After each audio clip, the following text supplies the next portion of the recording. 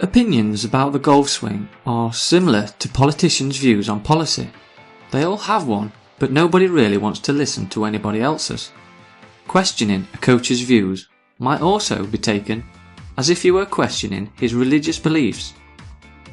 An extreme example, but debates about golf technique can become pretty heated.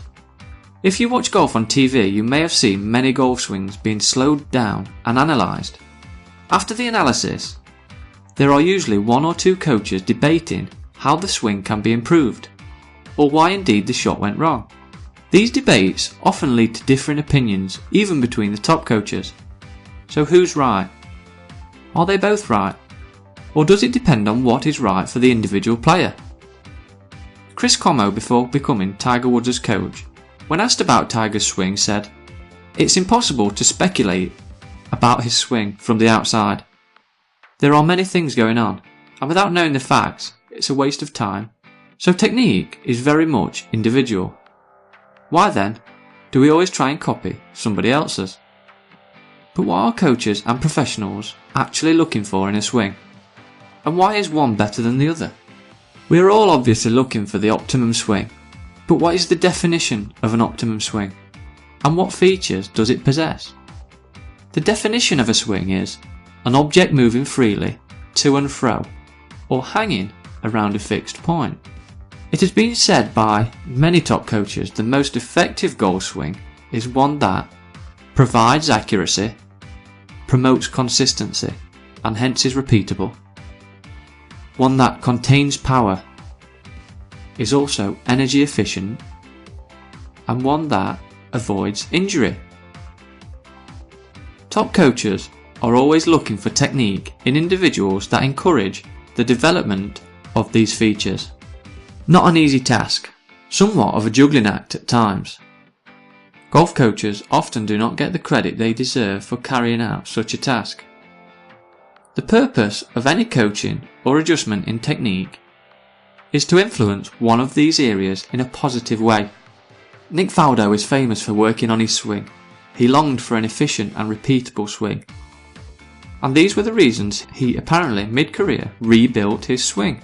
In building a swing, and in building the best swing for an individual, these factors must be considered. However, there is not one perfect swing, rather a set of possibilities and characteristics available for each individual. When a club is laid off, i.e. the shaft pointing left at the top of the backswing, it's not a swing fault, rather it's a characteristic, and changing it may make it look better, but might neglect the repeatability in the short term. What suits Jim Furyk will not be right for Rory McIlroy, and vice versa. When considering swing building, the coaches often refer to fundamentals. These are characteristics of the swing and setup that are available to get the job done of striking the ball. These possibilities that are available are called principles. The term fundamentals and principles are often used interchangeably.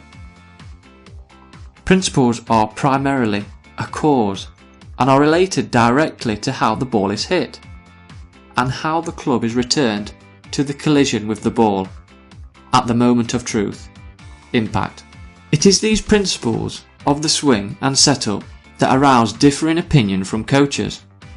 For example, a principle could be the way in which a player is aligned, the way the club is held, or where the club face points at the top of the backswing. A principle is literally any characteristic of the club or body during the setup or the swing. So when looking at principles such as top of the backswing position, coaches are looking to see if the position provides accuracy, repeatability, power, efficiency, and does it avoid injury. Sometimes changing a principle such as ball position might not have the desired cause and effect relationship to how the ball flies. What is right for one player might not be right for the next. That's why developing a good relationship with a teaching professional, one who knows your swing, and the cause and effect relationships is so important. That's why YouTube videos may or may not help your golf swing.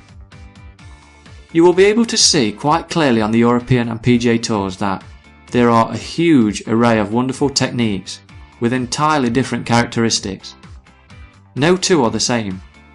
If Rory McIlroy's swing is the only way to win, then why has Jim Furyk won so many? What all of the great players do know, and something I would like to introduce you to in the next video, is that what does matter is how the ball is struck at impact. Whilst two different holds on the club can have the same cause and effect relationship with the ball, and both holds send the ball flying straight, two different impact factors will never ever produce the same ball flight. For example, if a ball is struck with a club that points to the right, the ball will start right. It will never start left. End of story. So impact is the most important consideration. So to recap, principles are primarily causes that directly affect ball flight and influence the direction and characteristics of the ball flight. Examples of principles are ball position, hold on the club, and position at the top of the backswing, amongst many more. In the next video, let's explore these all-important laws of impact, so you can stop going around in circles trying to fix your swing and its principles, and so you can think about the more important issue of what is happening at impact. See you there.